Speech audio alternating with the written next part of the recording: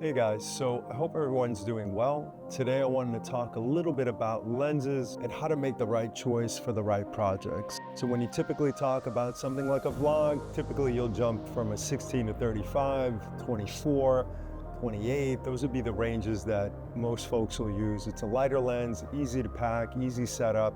And that's something we would go to as a content creator. But as you start working on longer form content, typically you'll end up using different lenses for different reasons, whether it's aesthetics, whether it's for weight, whether it's for price.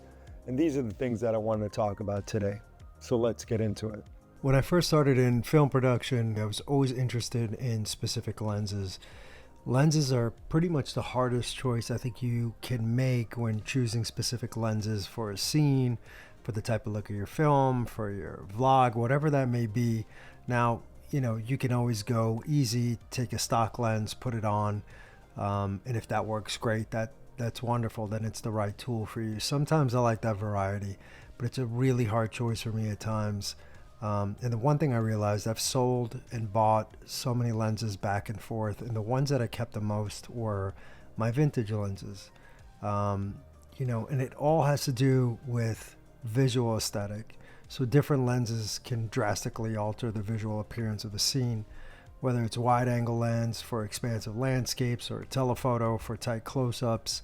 Each lens choice contributes to an overall aesthetic of a production. Depth of field obviously plays a big role, when lenses play a crucial role in controlling depth of field. And it allows us to be selective on the focus on certain elements, and guiding the audience attention and emphasizing the narrative or emotional content of a specific scene. And then you've got your characterization and mood. This is really important. So the mood of a lens, whether it's clinically clean or it's got a little bit of an edge or something different about it, that choice of lens can also influence how characters are portrayed in the mood of the scene. For example, using wide angle lens might create a sense of, intimacy and vulnerability, while a longer focal length can create something more distant and something that we observe as a perspective.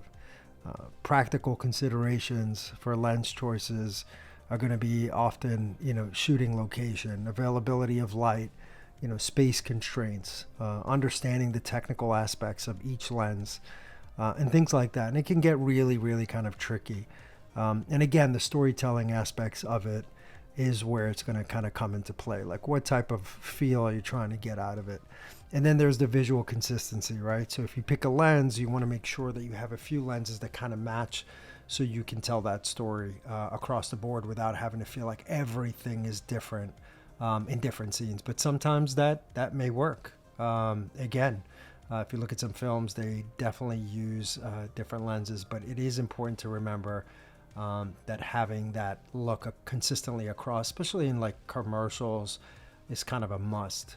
And then you have the creative expression, which is the best part, right? Ultimately, the lens choice is a creative decision, and it's super, it's something that it's subjective, right? People might want a certain lens for a certain look.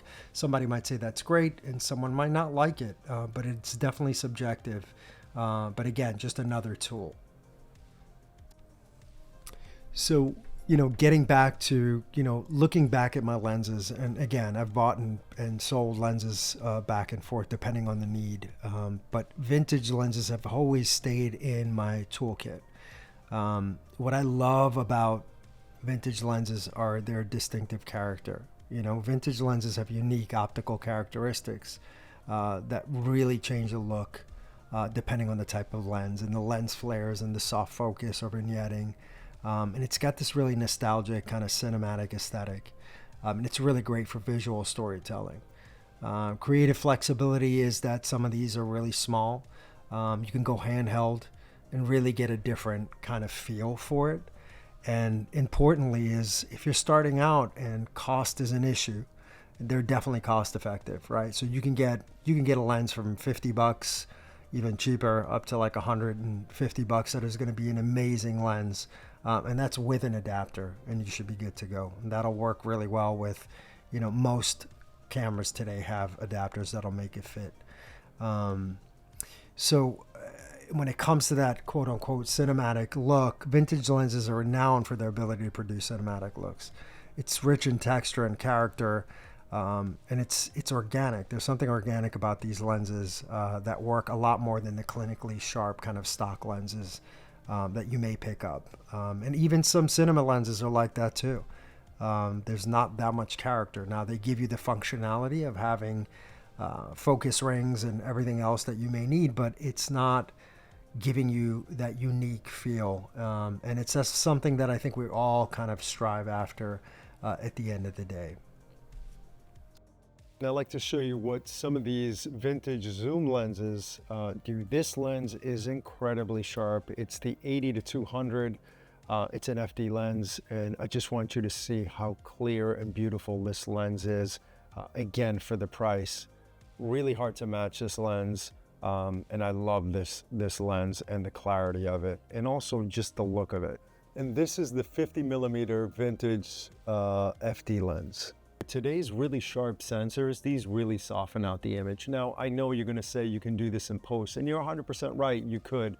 But really seeing it as it's happening with a beautiful lens like this, really inexpensive, it gives you a different look and different perspective. And that's really what it's all about, being creative, trying new things, and getting a look that really fits the story that you're trying to tell. Now, focal ranges really play a role here. This is like your common 50mm, which you can get away with for a lot of things. And then you've got this zoom lens, which is an 80-200, really beautiful lens, and you can get it at a really great price. The image quality is fantastic. Now, it has some pros and it has some cons.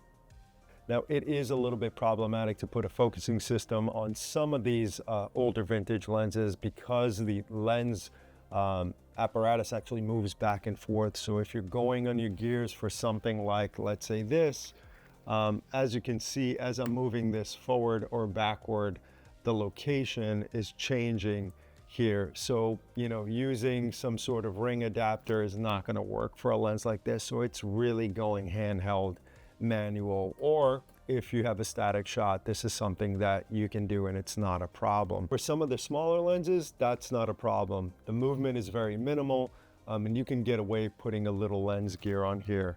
Again, there's folks who adapt their lenses and convert it to cine lenses, but you're looking at expenses, you know, going into the thousands to convert them properly, which I think if you have the cash and you really love the lens, that is an option too. But again, these are my creative experimental lenses. You know, they're going to bring a look that is just unique compared to any kind of new modern lens. Doing a little manual focusing is not that hard to do here. It's not something that I think you're going to have fast paced. These are really well thought out shots, and I think you can get away with it. But the profile of the actual camera is so small, tiny, and super light. But I really like these vintage lenses and the kind of looks that come out of them. For today's really sharp sensors, these really soften out the image. Now, I know you're going to say you can do this in post, and you're 100% right, you could. But really seeing it as it's happening with a beautiful lens like this, really inexpensive, it gives you a different look and different perspective. And that's really what it's all about, being creative, trying new things, and getting a look that really fits the story that you're trying to tell.